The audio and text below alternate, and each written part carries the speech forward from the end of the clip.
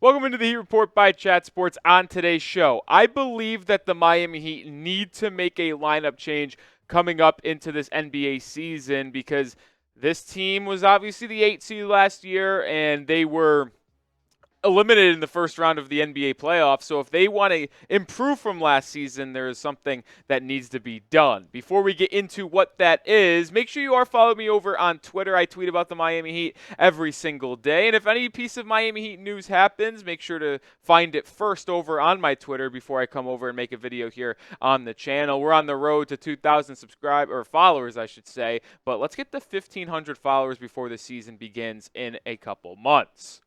All right, here is the take that I have that I believe is leading to a lineup change, or should at least lead to a lineup change, in my opinion. I do not believe that Tyler Herro and Terry Rozier can start together this upcoming year. I just don't believe they can. I don't think their skill sets match, and I don't believe it's a good fit for this Heat starting backcourt. And I talked full in depth about this, by the way, in a video over the weekend. This is the thumbnail. I think it's a problem that these two could be starting together this year. If you want to go see a full breakdown of my reasoning there, go click on this, and that's why you got to be subscribed.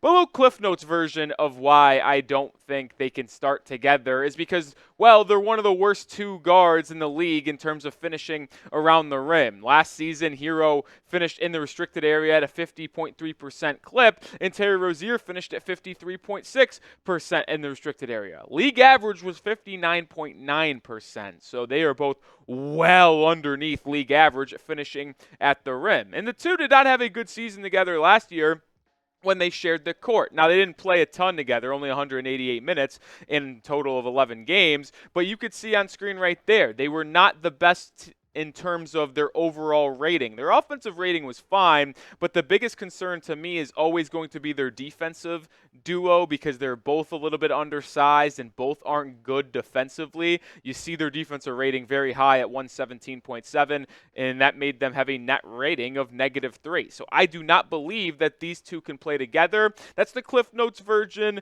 If you want to see the full 12-plus minute breakdown, go watch the video that I put out Saturday. But before we get into the lineup change that I believe should be on the horizon for the Miami Heat, let me know. Debate it for me down in the comment section. Do you think Tyler Herro and Terry Rozier can start together? Type Y for yes or type N for no. Let me know your thoughts in the comment section. I think one has to go to the bench. And now I did say on the video that I put out a couple of days ago that it wouldn't shock me if the best course of action, if you will, is to just trade one of them. But at the bare minimum, I think one has to go to the bench.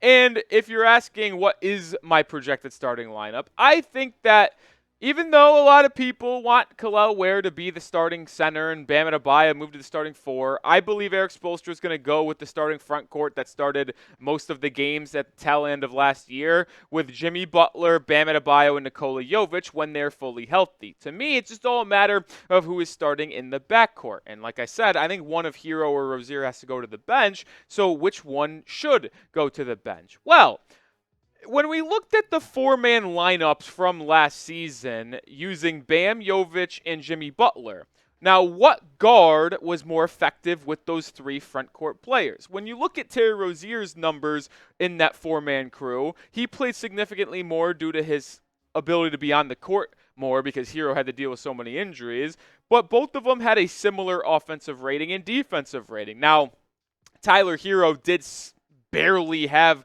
the edge here. As you see, he had a better one offensive rating and a better one defensive rating to have a total of a 1.8 better and positive net rating. But the two lineups are very similar if you're asking me, and it's really nothing crazy to think like, well, one of them is so much clearly better than the other one that it is so obvious that one has to go to the bench. I don't think that's the case whatsoever. Now, I will say this. It's intriguing to me that the lineup with Tyler Herro did a little bit better. Now, why could that be? It's because I think he actually might be a better playmaker than Terry Rozier. Rozier is just a pure bucket getter, and Tyler Herro, as he's gotten better and better in his NBA career, has improved in his ability to playmake every single year of his career.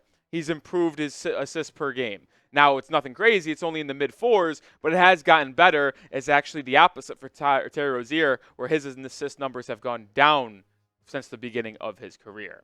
Now, we're going to have more on this topic coming up in just a second, but we are sponsored by Prize Picks. They're back, baby! And I could not be more excited. I love playing Prize Picks on a daily basis, and you already know I got my selections for this upcoming season, whether it's basketball, whether it's football, whether they're giving you a free promo with Izzy Adesanya this upcoming weekend.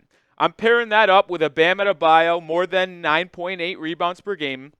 I believe he's going to get 10 again this year. And I also think if we're keeping it in Miami, that Tua Tagovailoa, the quarterback for the Miami Dolphins, is going to throw more than 25.5 passing touchdowns this upcoming season. So with these 3-player entries, there is going to be a chance to win 5 times my money. I'll take that free promo from Prize Picks. And they've got the best promotions every single week. You can see lowered stat projections on every single day, and specifically on Tuesday. They also have an ability for Flex Friday on Fridays where you can get your money back. I love playing Prize Picks, and with football coming back this upcoming month, I could not be more excited. You should be excited too. So make sure you get started with Prize Picks and use code CLNS at prizepicks.com/CLNS, or just use that code when you download the app. You get a first deposit match up to $100. Pick more, pick less. It's that easy. Shout out to Prize Picks. Get started today, and you can make a bunch of different entries just like the one that I have, spanning across all different leagues and sports that you can play, whether it be in the fighting industry, basketball, football, it doesn't matter.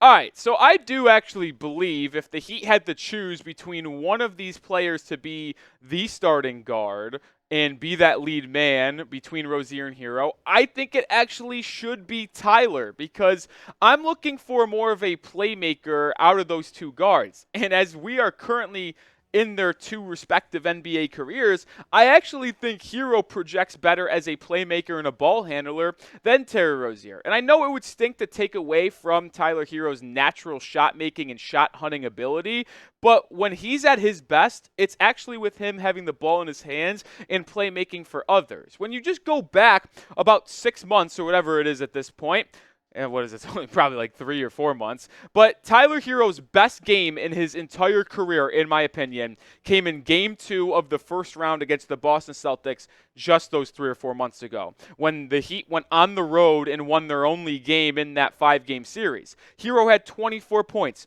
14 assists while shooting above 50% from the field and above 50% from 3. Now, it's not expected that Herro's going to go out there and do that on a nightly basis for an 82-game regular season. I am not suggesting that whatsoever. But I don't think it's a coincidence that we can all sit here and say that Tyler Herro's best season of his NBA career, or best game, whether regular season, whether it's postseason, is when he actually just took what the defense gave him and acted more of a distributor rather than looking for that 27 points per game type shooting guard mentality that other players have, like Devin Booker and Donovan Mitchell. No, he was the best version of himself when he was as a playmaker, initiator, and almost like a point guard. So if you do go that route and end up starting Tyler Herro at the 1 like I'm suggesting and moving Terry Rozier to the bench, well then who is going to be that starting 2 guard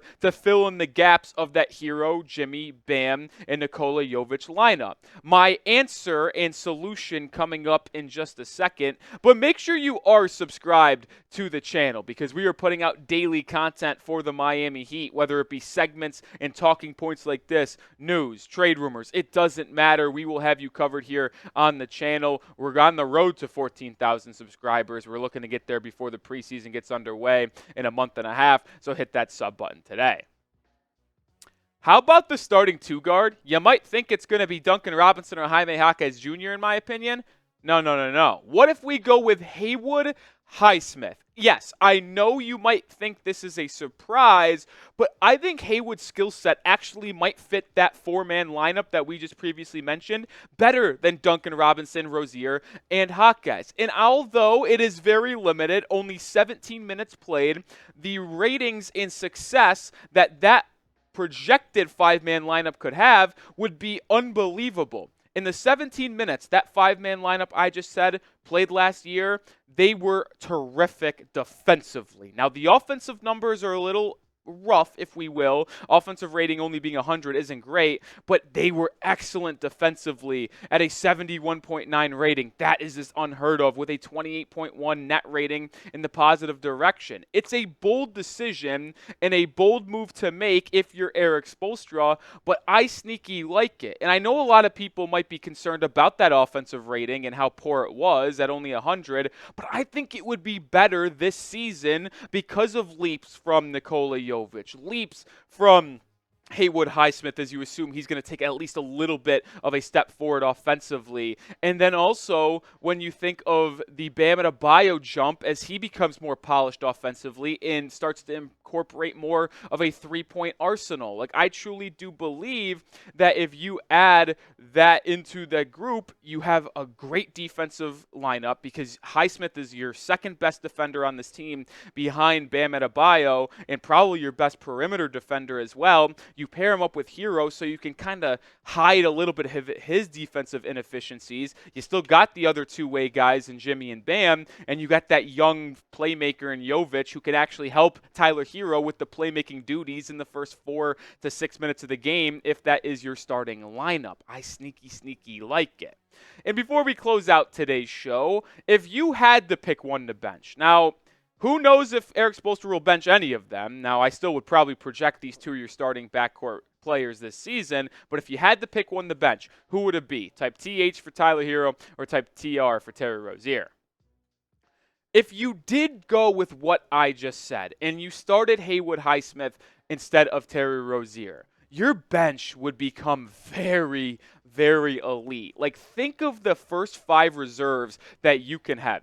And I'm not saying this is a lineup Miami would ever run. They could, because it sneaky is well balanced with 2 good shooters. The defensive numbers would probably be rough, so I don't think Spo would ever run it. But you have 2 shooters in Duncan Robinson and Alec Burks coming off the bench. You have that 6-man type point guard in Terry Rozier, your big man Kel'el Ware, and obviously Jaime Jaquez Jr., who's going to be terrific in his second season. You would have super subs. And I always say this, I don't think it really does matter who starts games for the Miami Heat. All that matters is who closes it. But I do believe that it could help the flow of this team that has struggled so much in the past couple of seasons at starting the game hot. They fall behind so early at times. It's frustrating. Maybe Highsmith inserted in that starting lineup with Jovic, Bam, Jimmy, and Herro might be the answer the Heat are looking for in terms of starting quicker, and then you bring in those subs and you can be absolutely dominant. We've seen the Heat have a lot of success with a score-first guard coming off the bench as your 6th man